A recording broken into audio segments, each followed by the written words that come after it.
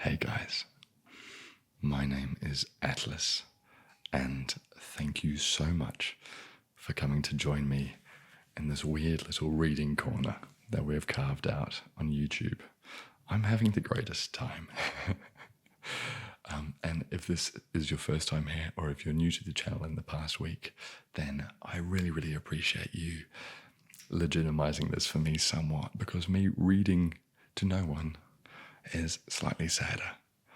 And to that end, if you wanted to chat with me on Twitter or Instagram, I'm on those things as Atlas_ASMR.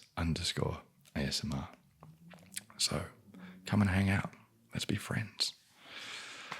Today I thought we would do much the same as last week, because that was a riot. Last week was awesome. The 12 Huntsmen is a ridiculously funny story and very sweet too. Highly recommend checking that one out. But today we're not fixing what ain't broken. We're choosing one at random from the Brothers Grimm. Also, so a couple of you complained, very rightly so, that I didn't have a proper bookmark. You've made me embarrass myself. Such branding. I've made an Atlas bookmark and I've printed it on A4 paper, so it looks nice and shit. You can't have one, it's mine. So, what are we reading today? We're picking one at random.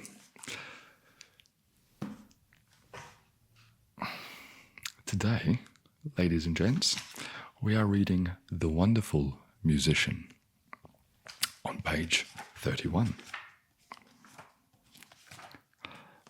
There we go. Quick as. So, without further ado, let's dive in. The Wonderful Musician by the Brothers Grimm. There was once a wonderful musician. Let's picture an Ed Sheeran sort of type, who went quite alone through a forest and thought of all manner of things. And when nothing was left for him to think about, he said to himself, "Time is beginning to pass heavily with me here in the forest. I will fetch hither a good companion for myself." I love how, with these very short fairy tales, they allow no room for any backstory or motivation. Like, it was the same with The Princess and the Pea. There was a prince, he wanted a princess, he was very sad, and he wanted the world and had the worst time. Like, why? How did he have the worst time? Same here. Why is he thinking all manner of things? How does one do that? Anyway, this musician took his fiddle from his back and played it so it echoed through the trees. It was not long before a wolf came trotting through the thicket towards him. Please excuse me for recycling animations. It's not my fault. The Grimm brothers recycle characters. They're all wolves and king's sons and old kings and princesses. "Ah, here is a wolf coming. I have no desire for him," said the musician. But the wolf came nearer and said to him, "Ah, dear musician, how beautifully thou dost play. I should like to learn that too." "It is soon learnt," said the musician. "Thou hast only do as I bid thee." "O musician," said the wolf, "I will obey thee as a scholar obeys his master." The musician bade him follow, and when they had gone part of the way together, they came to an old oak tree, which was hollow inside and cleft in the middle. "Look," said the musician, "if thou wilt learn to fiddle, put thy forepaws into this crevice." I could make a crass joke there, but it would be too easy. The wolf obeyed, but the musician quickly picked up a stone and with one blow wedged his two paws so fast that he was forced to stay there like a prisoner. Wow. So this musician, who it turns out is a massive psychopath, has just smashed in the wolf's paws with a stone. What is with people smashing in wolves with stones? Little Red Riding Hood did it as well. Is that their weakness or something? I suppose it's all of our weaknesses. Anyway, this has gotten incredibly dark. "Stay there until I come back again," said the musician, and went his way. "Ed Sheeran, what are you doing?" His voice in my head now is more of a psychopath's voice. After a while again, he said to himself, "Time is beginning to pass heavily with me here in the forest. I will fetch hither another companion," and took his fiddle and again played in the forest. It was not long before a fox came creeping through the trees towards him. "Ah, there's a fox coming," said the musician. "I have no desire for him." The fox came up to him and said, "O dear musician, how beautifully thou dost play. I should like to learn that too." "That is soon learnt," said the musician. "Thou hast only to do everything that I bid thee." "O musician," then said the fox, "I will obey thee as a scholar obeys his master." "Follow me," said the psychopath musician. And when they had walked a part of the way, they came to a footpath with high bushes on both sides of it. There the musician stood still, and from one side bent a young hazel bush down to the ground and put his foot on the top of it.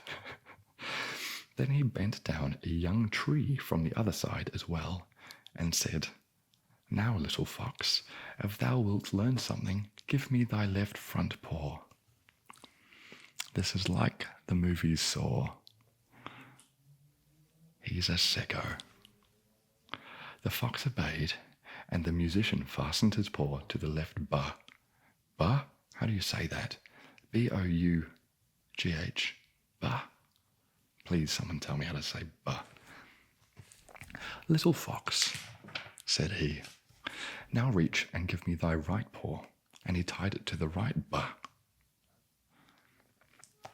When he had examined whether they were firm enough, he let go, and the bushes sprang up again and jerked up the little fox, so it hung struggling in the air.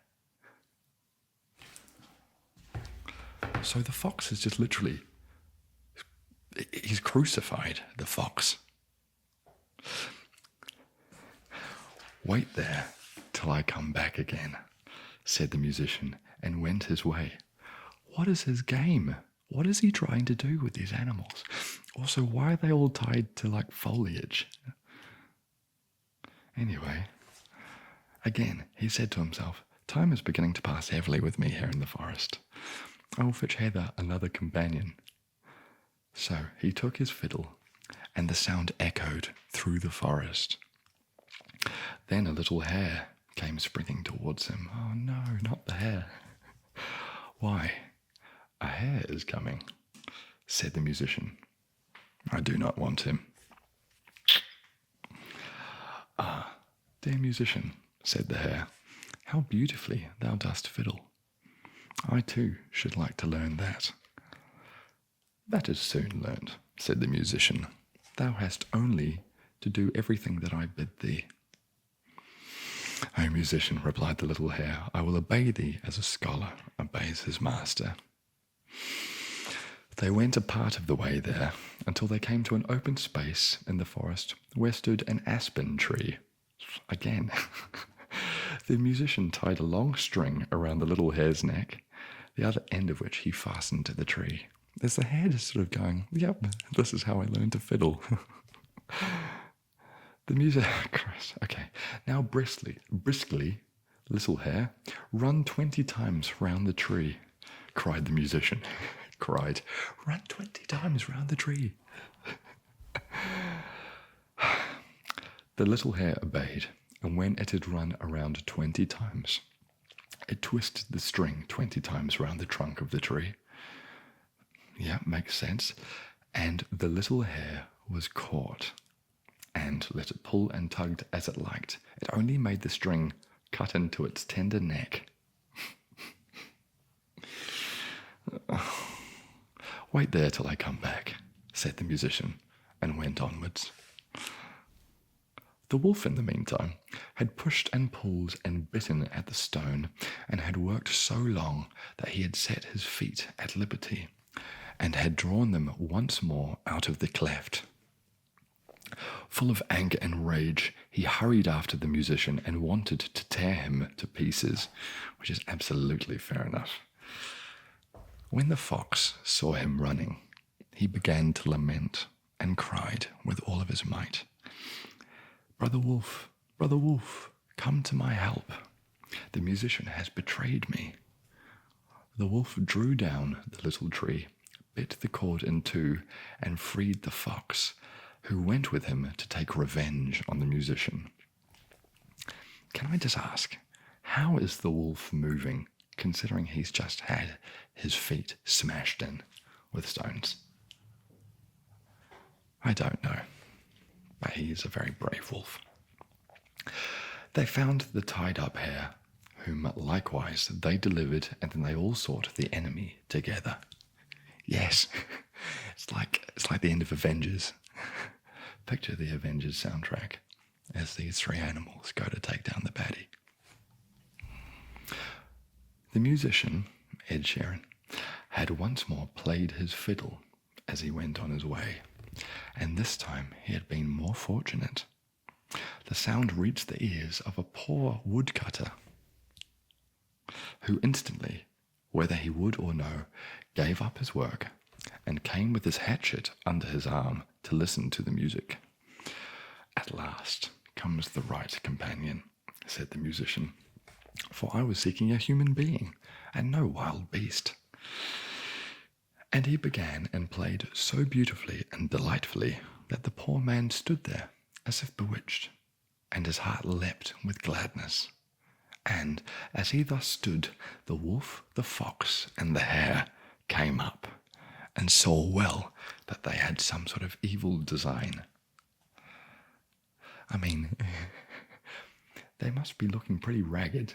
The wolf must be sort of dragging himself there, and the others have must have scars on their neck and whatever. But hey, apparently they look evil. So he raised his glittering axe and placed himself before the musician as if to say, "Whoso wishes to touch him, let him beware, for he will have to do with me." But he didn't say that. It was as if to say that. Then the beasts were terrified and ran back to the forest. The musician, however, played once more to the man out of gratitude, and then went onwards. And got away with it. The end. What is the moral there? Be a human being. Don't be a wild animal. Or you won't have to be tortured by other humans. I mean, I guess actually that is a fairly good moral. I can't believe this is read to kids. We had someone hung by the neck, one of the other ones crucified, and the wolf's hand beaten in by stones.